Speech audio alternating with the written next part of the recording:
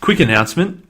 This is our official 1 year anniversary. Thank you very much for listening so far. What am I saying? We're about to take a short break. We're going to take 1 month off and we're going to relaunch with a massive month of podcasts in July 1st, starting with 7 Habits of Highly Effective People, my favourite book ever. Yep. Additional to that, we're doing Lean Startup, The Power of Now, and Think and Grow Rich. So some juggernauts. July is going to be a massive month. So we're going to thank you very much for listening. Thank you for reviewing. We'll miss you. We'll be back on July 1st. Yep, that's it.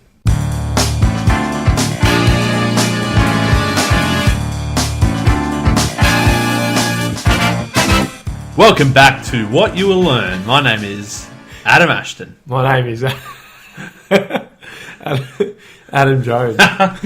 Mate, well, this is 1 year. 1 year, yep. Mate, 1 year anniversary of What You Will Learn. So thanks for sticking with us. We are taking a short break. So we'll be back on July 1st with a mega month. Yeah. Going to go all out. We'll talk about that later? Yeah, we'll talk about that later. It's a celebration here. It's a party for two. Yeah. We've been watching some footy, having some Johnny Walker Blue Label, and we're going to do some karaoke later. Yeah, we're getting half whacked. We've got our best lessons from the best books that we've done in the second half of season 1. So we did the best of 2016, covering the first half. So we're going to cover the second half now. But mate, first of all, should I tell everyone why I read books? Yeah, man. Yeah, man. So we obviously, before we started the podcast with no special intent. It was just we both loved reading books. Yeah, yeah, that's it. That's how we started the podcast. Yeah, we actually both read a lot, and then we just catch up for a coffee or a meal, and then just talk about what we learned from the book. And they thought, fuck it, why not? Let's just let's do a podcast and see what happens. So that's it. I'd say it was probably 2 years ago I started reading. I was going down the traditional path to society granted success. Worked pretty hard in school, got good grades, went to uni, was I guess on the track to success. I got an internship and a fancy graduate position at a fancy big corporate bank, but mate, it wasn't what I was enjoying doing, that's for sure. And it was, I started reading a few books, whether it was the 4-Hour Workweek or Crush It or 7 Habits of Highly Effective People, that really opened my eyes to a completely different way of thinking. And so that's where I developed my love of books, and that's where now we're reading a lot of books and talking about them. Yeah, man. Mate, tell us your story. Yours is a lot better story. Well, it's obviously had a huge impact on me. I remember, it's probably only 3 years ago, I used to be a pack-a-day smoker, big boot, a lot on the booze, recreational drugs and all that. But what I used to do is, when I used to get really, get drunk, and I used to party pretty hard, I'd be at a party and a lot of people would do an Adam chant where they just go, Adam, Adam, Adam, Adam. And then it'd hit critical mass and I'd have to take all my clothes off. I wouldn't have to, but by choice, all my clothes would come off and I'd end up doing the mangina, and then, which involves tucking it between your legs, and you're a man, but you got the mangina. Anyway, so I got locked up a few times for doing that. So I was a quite loose party animal, to be honest. Which, there's nothing wrong with that at all. But books did something different for me. It kind of censored me and taught me how to develop yourself and how to improve and how to go for goals and try and achieve them. Mate, when was your last mangina? Mate, it wasn't that long ago, actually.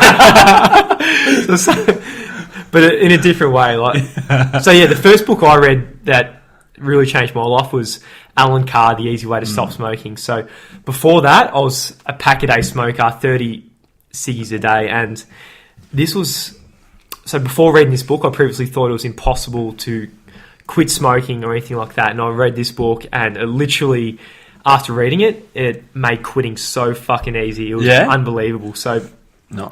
After the first day of after finishing it, I quit really easily, and that's when I first realised that like one book for $30 or whatever, and 6 hours reading can really change the direction of your life. And then after reading that book, I gave it to my mum, my mum's boyfriend, a few of my mates, and all that, and they all quit smoking. So, you know, indirectly, I was able to influence their lives through the book as well, which was huge. Mate, that's awesome. That's the power of a book.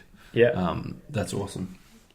Mate, should we get into the best? Should we go honourable mentions, then top 5, or top 5, then honourable mentions? We'll go honourables. Honourables first. well, so going through from the, as we said, if you want to hear the best of the first half, we did the best of 2016 episode, but the first one of this half of the season was the game. And for me, it was just all about getting out there, approaching girls. You know, it's not natural, but it's a skill that you can develop and learn and improve upon. Yeah, that's true. Don't be they call it an average frustrated chump. So if you're walking in the bar and just being an average fucking frustrated loser, you're getting nowhere, are you? Yeah, correct. And we'll do a different sort of book for picking up chicks in season 2. Yeah, probably be a bit better. But another one was choose yourself. So, James Altucher, choose yourself. Yeah, middle class is dying, and you know, in the future economy, entrepreneurship is probably the best way of doing things, and no one else is going to do it for you. So if you want something, you got to kind of be proactive and just go out there and go get it yourself. Yeah, I liked in that book, he said that, you know, everyone talks about being stuck in the corporate prison, myself included, but he said that the prison door, it's shut, but it's not locked. He said if you want to walk out, you can walk out. Just choose yourself. No one else is going to choose you, so get out there and start doing shit for yourself. Yeah. Another one I really liked was 6 Pillars of Self-Esteem. So, man, self-esteem's huge. If you can cultivate it and grow it, you can really take on bigger and bigger goals. If you don't have self-esteem, obviously your goals and your aims aren't going to be so high. So, the book kind of talks about the 6 pillars, which are living consciously, self-acceptance, responsibility, self-assertiveness, which is probably the biggest takeaway, living purposefully, and personal integrity. Nice, that was a good one. And as part of 6 pillars of self-esteem, and it was also in 13 things mentally strong people don't do, was having your own definition of success. So there's sort of society's definition of success, and there's a whole bunch of things that could be success, whether that's lots of money, a fancy title, a tight-knit family, a lot of free time, whatever it is. Find your definition of success and work towards that. Don't be jealous if someone's making $1 million, but you're not aiming to go for that $1 million, if that makes sense. Yeah, bang on. Mini Habits was another really cool one. We also interviewed Stephen. Fuck, I get his name wrong. Stephen Guys. But yeah, it's just a technique of installing habits in your life, and I think it's really underrated, the importance of habits, because habits are pretty much everything. Mate, it's just do something that's so ridiculously small that you can't not do, like one push-up, or stretch one leg, or whatever it is. Write 50 words a day. Something so ridiculously small that you can't say, I didn't have time to do that. Yeah, and then you just build on that. You just build on your self-efficacy, and then, Yeah, I love it. And Man's Search for Meaning, it was a dark book, and we struggled a little bit with it, I think. but just all about, you know, in the grand scheme of things, our life right now is pretty bloody good. And, you know, as long as we've got meaning, something to pursue in life, we're going to be all right. Yeah. I don't have the quote here exactly, but it's like something to do with you choose your own meaning or something. You have to go search for your own meaning. Yeah, for sure. Kind of bullshit that. But yeah. Primal Body, is that in your top 5, Primal Body? No. So Primal Body, Primal Mind. Oh, it is? Yes, it is. Oh, sorry, we'll get to that. Did you have Untethered? No, Primal Body then. No, Untethered will be my 5. Okay. Yeah. So Primal Body, Primal Mind is just saying carbs are bad. Carbs are bad.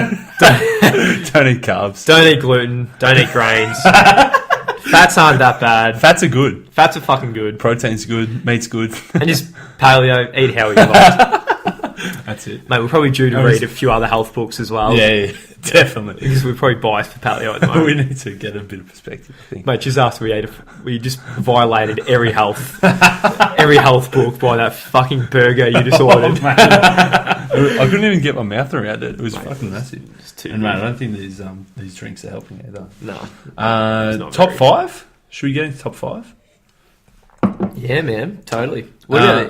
Should we get into a bit of the interviews? Yeah. So we also did a bunch of interviews. How many did we do? Probably 8 to 10 interviews with authors. Mate, there was some funny stuff, I reckon. Like, I don't know. It's been really good to do it. At the start, we were probably pretty average. Yeah, we were learning. Mate, man. we're still probably pretty average. Yeah, But we've been learning a lot. Mate, I liked how in Timber Hawkeye, the author of Buddhist Boot Camp, he said that, the day that he sort of realised what he was doing was futile was he went to like a morning tea where one of his colleagues was celebrating a 30-year anniversary of working. And he's like, why is like 30 years going to a cubicle into a box and just working away a cause for celebration? Mate, Timber was one of the most impressive guys. Just because it was one of our earlier interviews and he was so easy to interview and such a fucking legend. Mate, we had Dr. Rick Brinkman. He's actually got a new book out at the moment, but he was a crazy guy and he had some awesome stuff. And mate, his cats were meowing during the interview. That was funny. Yeah, Janine Ellis was a funny one, man. Like mate, you are. She's a big dog. She's a big dog, man. You know, $2 billion in sales with Boost Juice, and she's on Shark Tank Australia. Yeah. And the interview was going well until she said, I just learned to teach yoga. I'm looking for yoga students. And I was like, we just live down the road. We'll come and do yoga with you. She didn't respond. It was like that was the end of the interview. It was like a 5-second silence. Okay, see you guys. Yeah. Oh, fuck. And a similar one for me was like Scott Pate. So, man, absolute legend of a dude. Great book. The Barefoot Investor. Barefoot Investor, great guy. But, there's one part of the book about hand lotion, about some Scott guy buying hand lotion or something. He has this big spreadsheet and everything. And then he kind of just went dead silent as well. So, you tried to make this gag and then just nothing happened. Mate, the jokes. There's nothing worse than interviewing someone and your joke just falls like a lead balloon.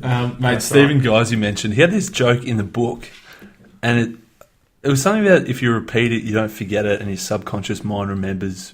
And he said something that's a joke about the brain. I didn't get it when we read the book, and then we asked him to explain it. And he didn't get it either. Mate, I did not get that gag. No one gets it. Mate, what about Nora? Primal Body, Primal Mind. Mate, that was a good interview. She was so fucking smart. It's unbelievable. Mate, she knows her stuff. She knows her stuff. We didn't really get any mention in that. It was probably an hour interview. It was a monologue. How many questions did we ask in 1 hour? 3 or 4. But it's good. But yeah, it's been... Pamela Slim, mate, she had a candle. We had a candle set up in your room, and not like a vanilla jasmine candle or something. She loved that. Got the serenity. Patty Sanchez, she loved The Lord of the Rings. Yeah. But yeah. Mate, top five books. Yeah, man. So we'll get into the top 5. So, what's your number 5? My number 5 was The Untethered Soul. So it's basically... That was a different book. Yeah, there's a lot of it went over my head, but a little bit of it kind of stuck. It's just basically... And it's huge. I really think it's big if you get it. Yeah. And it's just like becoming friends with the person living inside your head. Like that, your mind that is always running and running and running and beginning to understand it and becoming friends with it. So in the book, it's like, shoot, I can't even remember her name. What's her name? And, and your mind runs in this endless script and you just becoming friends with it. And yeah. Yeah, you're always talking to yourself in your mind, and as long as you can recognise that's sort of a separate part.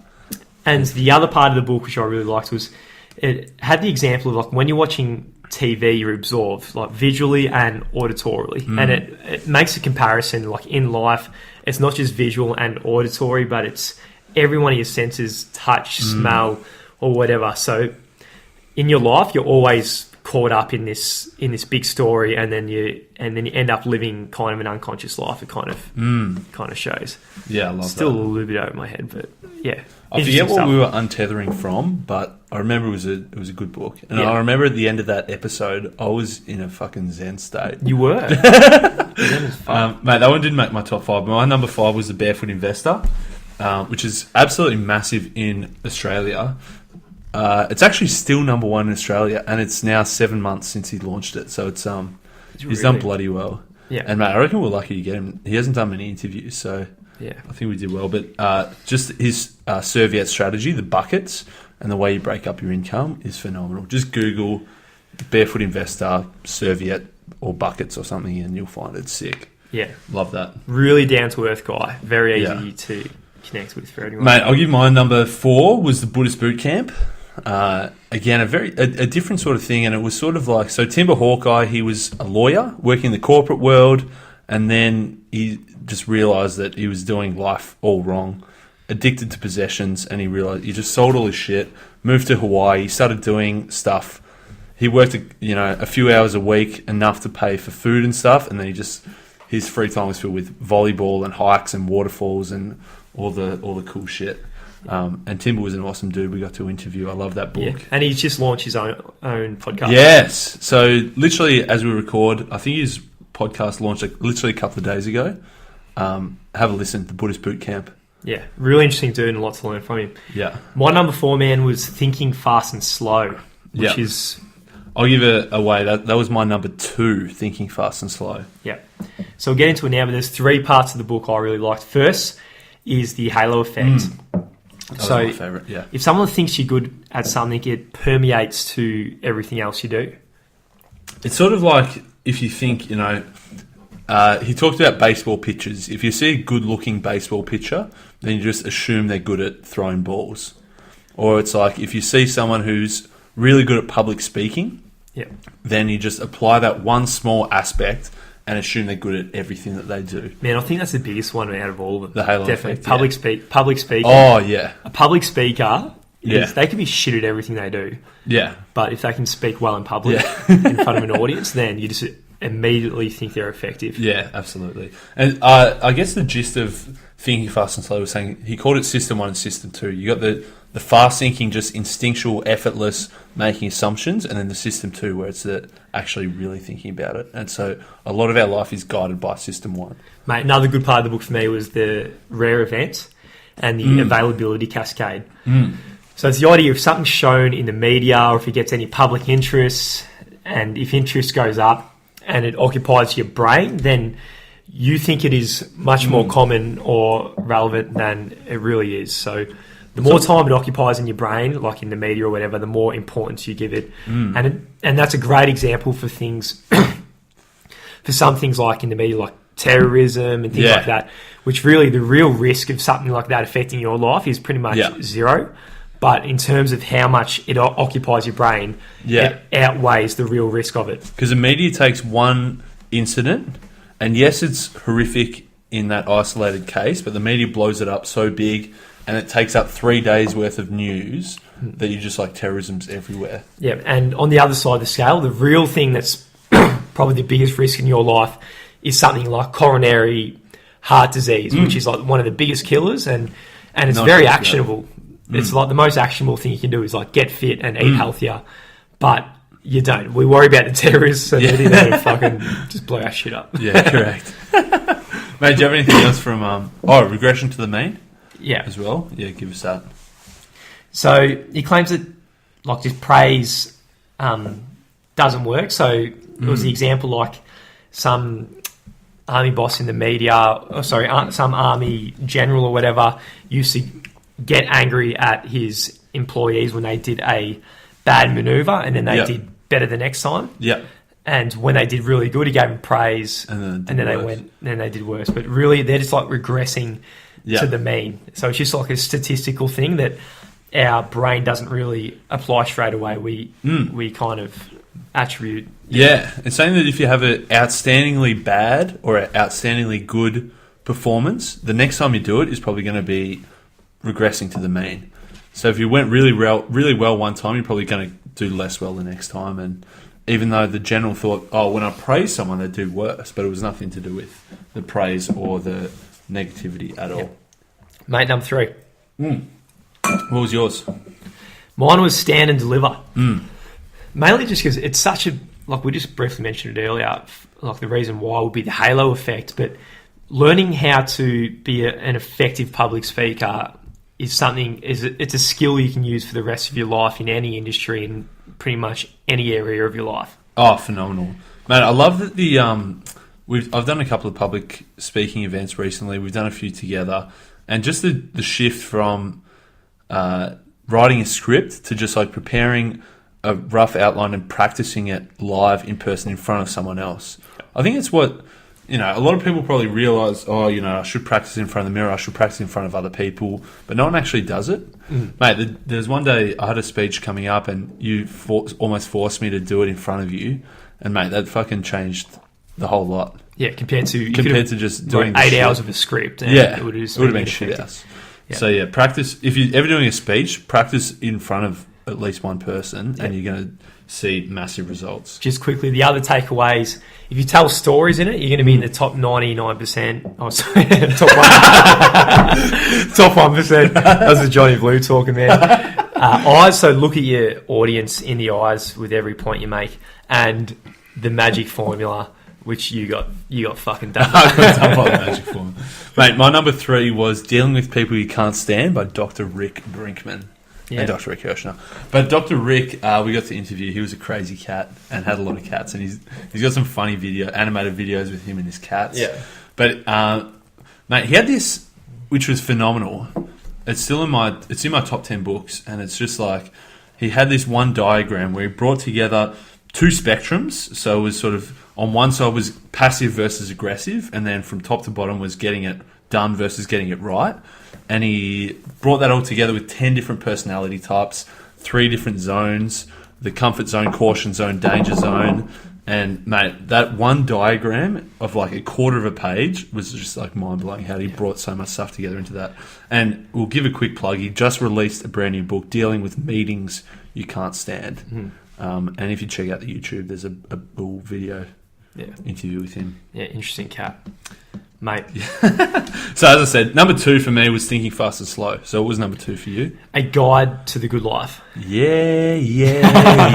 Fuck, that was a good song. Mate, there's a few really... There's probably like a couple of pages which I took away from it, but it just kind of, it was huge for me. Just like kind of putting things that are common sense, but just on the forefront of the mind. Number 1 being the hedonic adaptation treadmill that we're always on. Yeah, and that's saying that every time you sort of, I guess, either move up in income or buy new fancy shit, every time you get something that's a slight improvement, you want the next level. Yeah, you always want the next. You adapt to it every time, no matter when you get that pay rise or whatever. Yeah. But we think we're going to be happier when we get to that pay rise, but we're not. We're just going to, what we're going to do is we're going to adapt to it, and then we're going to be exactly where we were beforehand. Exactly. So a more effective situation, a more effective outlook. So this is very stoic, this book, is to just finding ways to appreciate what you've got right now. And the book, which I haven't really practiced, but it's fucking cool, is like negative visualization as a way of thinking, like, what is the worst that can happen right now? Just to make sure that you appreciate and have gratitude for the things you have now. Yeah. Because if you don't find a way to have gratitude for what you have now, and then you're always looking for something more, then you'll never really enjoy the present so much. Will you? Yeah, nice. This book didn't make my top 5, but it was close. And I love the trichotomy of control. You got to realize whatever is happening, there's 3 possible categories you can fall into. You can either have no control over it, in which case don't stress about it. Don't waste any time, energy, mental energy on it. There's some things that you've got complete control over, which you can then focus on. And then there's some things you've got a little bit of control over, but not complete control over. Yeah. You got to work out whatever's happening, which of those 3 categories does it fall into, and how much time, energy, resources should you apply to it. Yeah. Mate, the other thing I really liked about this book was how it just sold philosophy in general. So it says, and I'm reading word for word here, there is a danger when you are on your deathbed, you look back and you realise you have wasted your chance of living. Instead of pursuing something genuinely valuable, you have squandered it because you allowed yourself to be distracted by the various baubles life has to offer. So philosophy is something you can use to not kind of waste your life, really. Which is probably the worst thing you could do ever. Yeah. Yeah. No, that's awesome, mate. Number 1, I reckon we're on the same page here. Totally. Yeah. Mindset, Carol Dweck. Yeah? Mate, this has come up in probably 25% of every book. 25 of the books we read. Yeah. It's fucking huge. It's massive. And it's so simple. And the first 80 pages I read of that were probably the best 80 pages I've ever read, and so applicable to every single person in every single situation. Yeah. It dragged on a little bit after that. The first 80 pages was sick. And it was just basically that idea of the fixed mindset versus the growth mindset. and every person can apply it to every situation. Yeah. So the fixed mindset is believing your qualities are carved in stone, and it creates an urgency to prove yourself over and over. It's sort of like the fixed mindset is like, these are the skills and abilities I was born with, and this is what I am, this is what I've got. That's it. So we use like public speaking again as the example. So if you got the fixed mindset of public speaking, you're going to think it's a fixed trait and it's not learnable or anything like that. So really, you're not really going to get up there and practice it just because you're too scared and you think it's not learnable. But if you're in the growth mindset, you're going to get up there knowing I'm going to have issues. I'm not going to be the best the first try, and you're probably going to suck in reality the first time. But you realise it's in the growth mindset, everything is learnable, and you're going to get past this stage and you're going to master things. The growth mindset just says that every skill is learnable. With effort and deliberate practice, you can improve and grow, and every sort of failure or setback is an opportunity to grow and improve. So if you can cultivate that growth mindset, you're fucking onto a winner. Mate, I'm going to put it out there right now. If you're, it might be the Johnny Blue speaking, I'll keep my word, but if you're under 15 years old and listening to this episode and you email us, I'm going to buy the book for free. If you're under 18. 18? I'll go 18, yeah. Under 18? Yeah. Let's do it. Yeah, Mate, it's Mate, this is it's huge. It'll change your life, and if you're young, it's gonna change everything for you. Yeah, lock that in. The book was just phenomenal. And the other big distinction is when it comes down to effort. If you're in the fixed mindset, you want to be an effortless success. You want people to see you as this natural, gifted success. So you don't want to put the effort in, because putting the effort in means you have to work for it. Whereas in the growth mindset, you realise that putting effort in allows you to become good. And allows you to improve along the way. Yeah. Mate, far out. What a book. Yeah. Mindset. Mate, let's talk about songs. Mate, so let's talk about the best songs. I don't even know how we started, but at the end of each episode, we do a song. It started at 10 seconds, made its way up to 3 minutes. Yeah. Mate, I think there's some people, Nick Amped, who hate the song and skip it, and then there's some people who literally skip the whole episode except for the song. So it's a love or hate sort of thing. Yeah. Best songs. It's kind of like we sometimes think we're rock stars, but we're clearly not. We've done some good ones. If your name's Nick Amp, maybe skip the next 3 minutes. But otherwise, these are some of our favourite. I think our top three songs. We had some bloody good ones in there, if we say so. But I think our top three were pretty much we're in sync. Yeah. So we didn't really do any much planning. We just went on, just the internet, just found a tune and then just played it and then just started just saying shit. Mate, I don't know if some people think this, but they might think we've planned this whole thing and it's perfectly polished. But we literally press play, hit record, and just go for it. Yeah. And just that might be obvious. Mate, what's your number three? Mate, my third favourite was The Game. Yeah. Mate, there's this random chick in there. Just for that random chick, right? The Game, Neil Strauss. And then this chick... This chick comes out of nowhere in perfect timing. I thought The Game was a good song. Play it. The Game, Neil Strauss. Select a target, approach and open, demonstrate value and bang, bang, bang. Disarm the obstacles, isolate the target, create an emotional connection. Grab a hand and attract her to a seductive location on an island beach. Lay it down, baby, lay it down. Lay it down on the ground, on the sand. Pump that fine temperature. Make a physical connection. Last minute resistance. Don't make her feel like a slut. Get the bazooka, blast that resistance. She says no blaster or what my book got. Manage expectations. The Game. Penetrating the secret society of pickup artists. Stop being an average frustrated chump. He is a cunt. He is a cunt. Don't hate the player. Hate the game. You need to be the partner. You need to be the partner. Open, approach, peacock, neg, IOI, GHB, FTC. Everyone wants a piece of juice. 3-second rule. Don't stare at girls, because that's creepy. Turn her around and bang, bang, bang, bang. Pump it. Pump it up.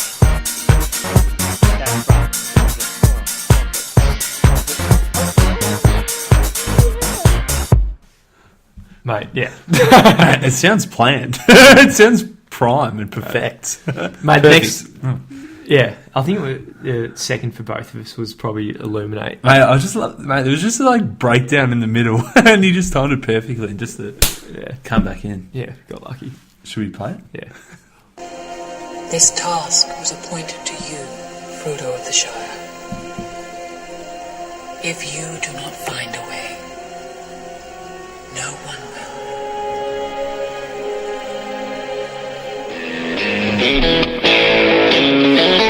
Illuminate. Nancy Guarte, Patsy Sanchez. Illuminate, let this old rabbit take. Bring back John, he is great. New apple sauce, new apple sauce. Ignite, change your speeches, stories, ceremony, symbols. Ignite the movement, ignite the movement. Dream, leap, fight, climb, rise, redream. Beginning. What is? Oh yeah. Middle. What could be? It could be this. Yeah. End. It's the end. It's a new bliss. That's right, motherfucker. New bliss. New bliss. Oh yeah. New bliss. Illuminate. That's great. Illuminate. La la la lumen. Illuminate. La la la luminate.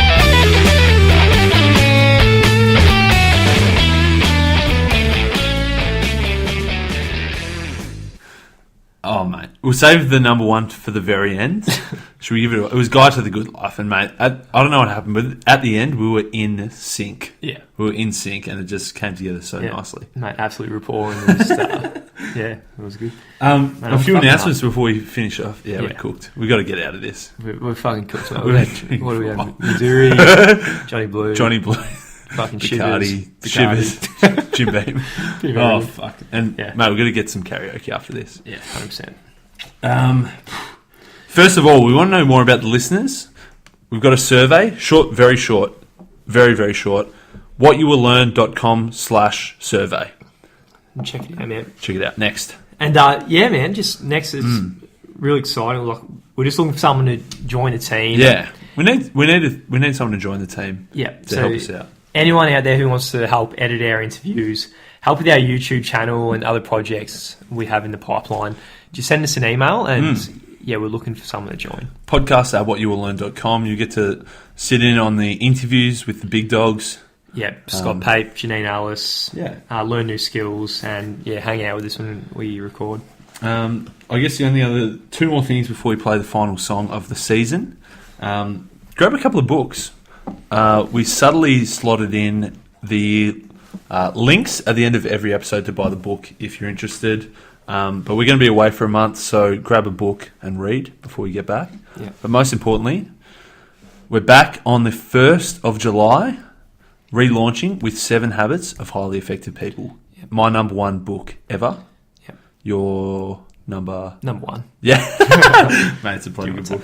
Mate, we're relaunching with a fucking massive month. What's the big month? Power of Now, big spirituality kind of book by Eckhart Tolle. I think that's how you pronounce his name. I think it's Tolle. I don't know. Tolle, same shit. Yeah. The Lean Startup. Massive. Mate, that is in terms of business books, book. yeah. As good as they get. Yeah. What else? And the Think and Grow Rich. Oh, Think and Grow Rich. I think it's one of the best-selling books of all time. Yeah, it's massive. Yeah. So, massive month coming up. 1st of July, we'll be back. With a bang. With a bang. Yeah. That's about it. But, yeah. I know. I reckon I'm going to miss these guys. Who's the guys? I don't know. You. Oh. Yeah. Yeah. And whoever else is out there. Yeah. No, totally, man. Fucking, mate. Karaoke time. A guide to the good life time. It's karaoke time, baby. Thanks for listening. You! I